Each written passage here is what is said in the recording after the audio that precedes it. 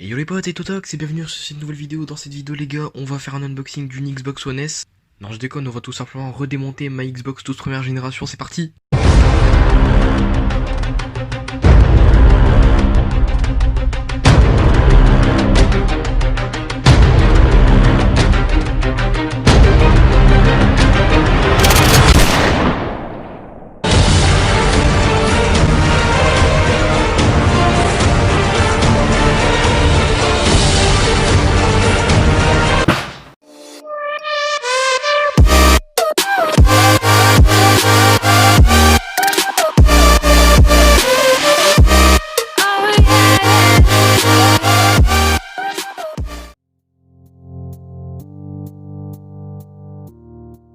Ok yo les potes, c'est Totox et bienvenue sur cette toute nouvelle vidéo. Alors dans cette vidéo les gars, je vais tout simplement vous présenter en détail cette Xbox de toute première génération. Parce que la dernière fois je l'avais juste démonté et nettoyé, mais j'avais pas présenté tous les détails. Alors aujourd'hui les gars, ce que je vais faire, c'est que je vais la démonter et je vais vous présenter tous les détails, les composants. Et voilà, je vais un petit peu les nettoyer aussi, parce que j'avais pas tout démonté en entier. Là je vais tout démonter les potes, mais en entier. C'est parti. Je vais également changer ce câble là par un câble plus court, ça sera mieux pour le câble management. Et surtout, ce sera peut-être plus pratique en fait. Donc les gars, je vais un peu vous présenter ce qu'il y a dedans. Alors là, ça c'est tout simplement le lecteur DVD qui est Philips, donc c'est une marque Philips, c'est classique. Ça les gars, c'est le disque dur, donc c'est un disque dur assez classique aussi, c'est le disque dur Xbox, pardon. Je vais le démonter vite fait.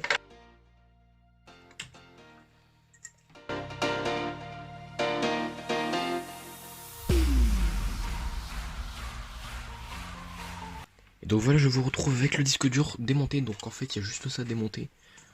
Donc on peut voir que ça c'est la partie tout métal de tout le disque dur. Donc vous voyez, ça c'est le métal. Et ça c'est une genre de petite carte électronique. Ça doit être la carte mère du disque dur.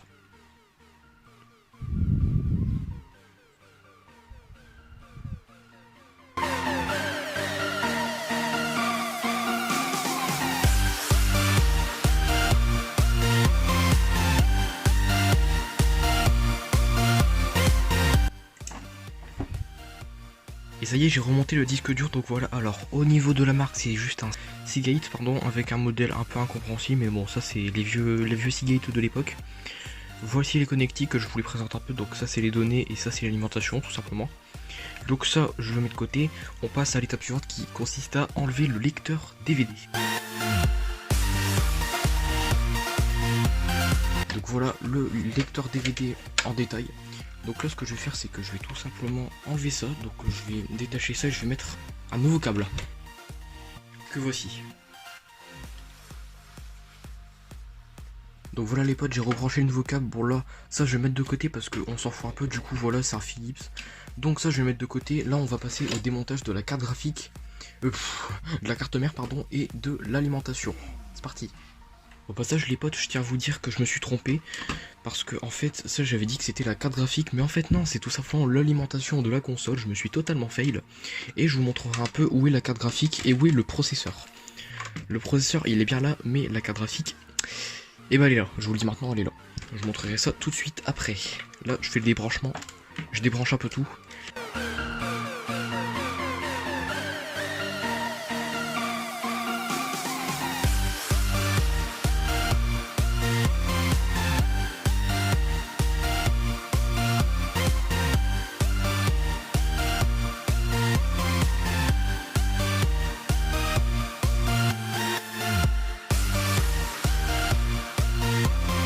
Passage les potes, je précise qu'il faut, tout simplement mettre la carte mère sur un carton, parce que avec les soudures, pour pas péter les soudures les potes, c'est beaucoup plus pratique. Donc voilà, je vous présente la carte mère. Alors, je vais un peu vous expliquer. Donc c'est une carte mère assez basique, hein. Alors au niveau des connectiques, vous voyez, il y a la connectique graphique, voilà. La connectique Ethernet pour brancher en Wi-Fi tout simplement, en Ethernet. Il y a un petit processeur graphique Nvidia ici. C'est pas la carte graphique, mais c'est un processeur graphique, pardon. Là, il y a aussi un autre processeur graphique. Et donc là, c'est parti pour vous montrer les CPU. Go.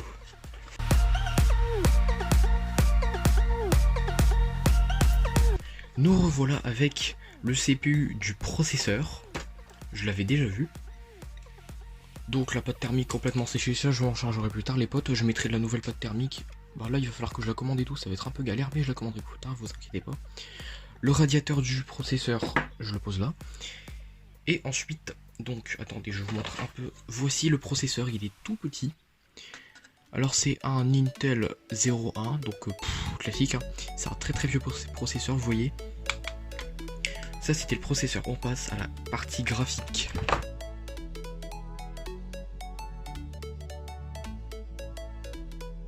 Et donc voilà les potes, le radiateur du processeur graphique principal. Alors la pâte thermique c'est pareil, elle est complètement séchée, pardon pour le made in China. Tout à fait normal. Ensuite je vous présente un peu, donc voilà le processeur graphique principal, donc c'est un Nvidia XGPU je sais pas quoi, mais en tout cas c'est Nvidia, donc c'est des graphiques Nvidia tout simplement. Et donc voilà, et ceci était tout simplement la partie graphique. Donc voilà à quoi ressemble la carte graphique de cette Xbox tout simplement. Il est quand même assez badass, hein, je dirais, il est assez gros quand même pour un processeur graphique.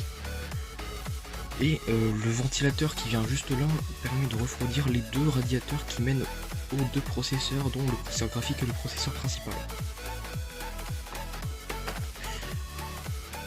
Donc les potes, on en a fini pour la carte mère. Là je vais remonter les deux CPU. Je vais les relever et je vais un peu dévisser l'alimentation de la Xbox. C'est parti.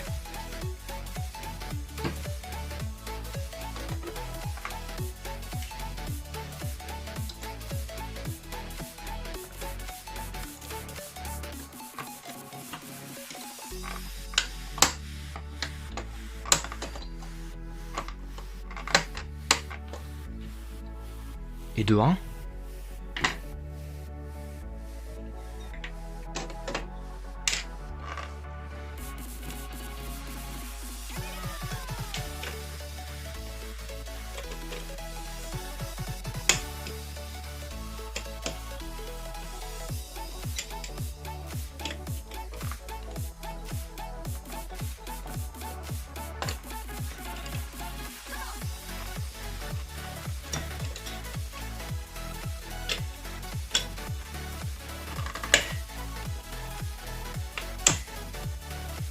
J'ai remonté les deux CPU et là c'est parti pour tout simplement remettre la carte graphique dans les Xbox, mais juste avant ça on va démonter l'alimentation pour vous montrer un peu à quoi elle ressemble. C'est parti.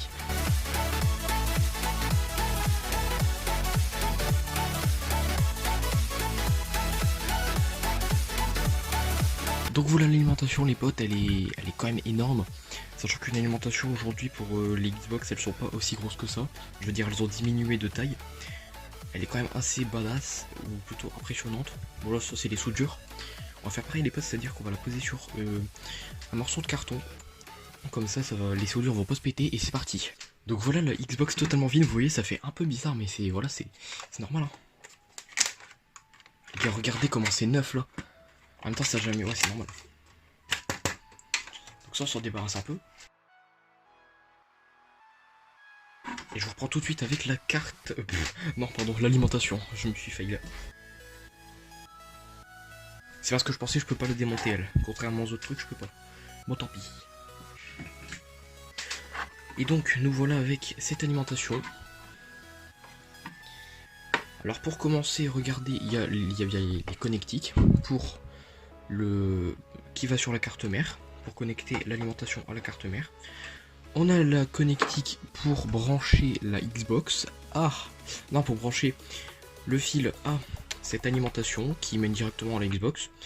On a un petit CPU ici, un petit dissipateur de chaleur, pardon. On a deux énormes fils, franchement ils sont énormes. J'ai même pas les mots. Et on a un peu de poussière, ça c'est normal. Et là, vous voyez, il y a un peu des anneaux.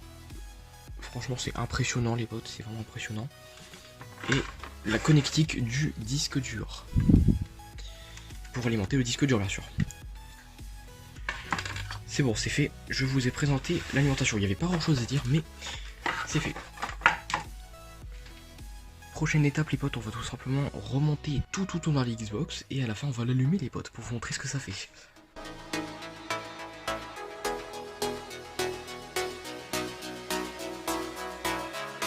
Donc voilà les potes, j'ai déjà remonté l'alimentation, vous avez vu ça va très très vite parce qu'il n'y a que 2 vis à mettre, alors que là ça va être plutôt chaud parce que pour remettre la carte mère il y a plein de vis.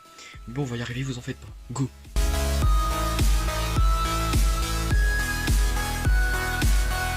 Elle est posée, il n'y a plus qu'à les viser et après on rebranchera tous les trucs. Go.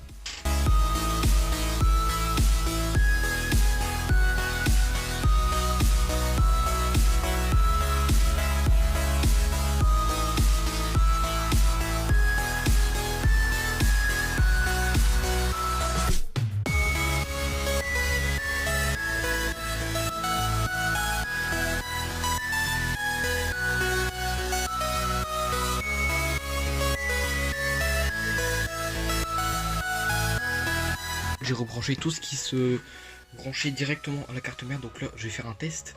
Je vais tout simplement essayer de brancher la console à la fil électrique tout simplement.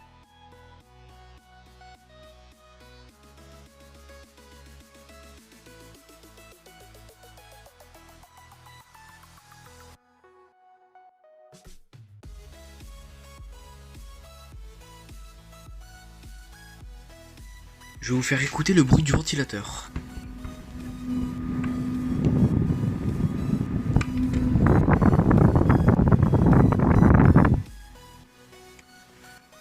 Donc voilà les potes, la Xbox marche à la perfection, il manque plus qu'à rebrancher tout ça et ça sera fait. Voilà les gars, je touche pas l'alimentation parce que sinon je vais me brûler, genre je vais m'électrifier, mais genre voilà, je vais me prendre du 1000 volts dans la gueule. Alors vous me connaissez, je vais juste éteindre la console. Là, et je vais la débrancher. Comme ça, on est fixé. Ok les potes, donc là on passe à l'étape suivante, c'est-à-dire qu'il va falloir juste rebrancher le lecteur DVD et le disque dur, donc go, allez.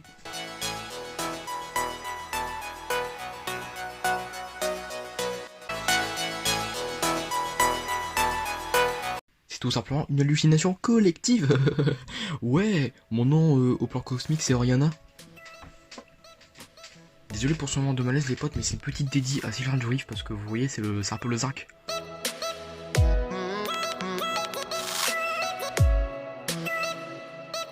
Donc voilà les potes, tout est rebranché. Il manque plus qu'à remettre le disque dur en place et à tester un peu un peu tous les trucs quoi.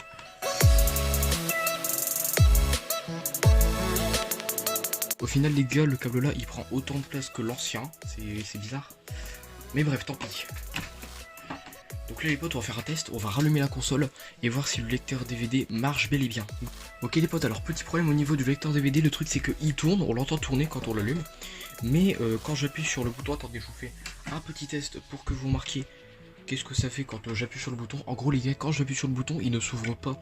Ça je pense que c'est un défaut de vieillesse parce que à force de s'ouvrir le disque dur, le lecteur DVD pardon, doit sûrement avoir un problème d'ouverture. Vous voyez quand j'appuie sur le bouton, ça ne fonctionne pas, mais par contre écoutez le... je vais vous faire écouter un peu le bruit que la console fait quand elle s'allume. Elle fait beaucoup de bruit pour une console, ça je l'avoue. En même temps elle est vieille, donc je fais quand même écouter, go.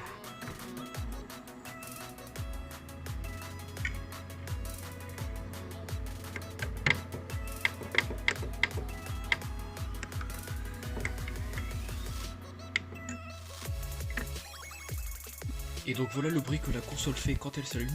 Vous avez remarqué, c'est assez bruyant quand même.